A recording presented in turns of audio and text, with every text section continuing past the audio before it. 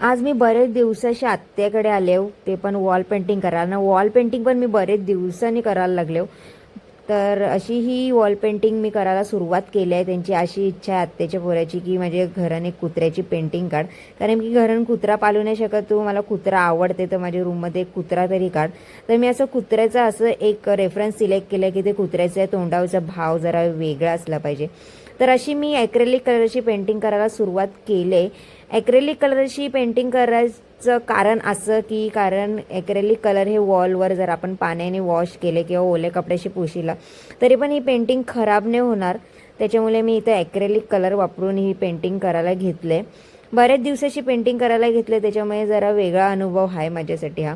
तर कुत्र्याचे हे हावभाव मी वेगळे काढायचा प्रयत्न केला, त्याच्यामुळे ही पेंटिंग शेवटी कशी होईल ते मलासुद्धा माहिती नाही.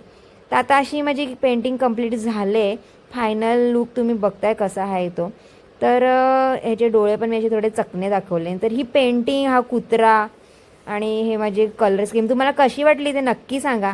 तुमचे घरन पण अशी पेंटिंग काढायची असेल तर नक्की मला सांगा.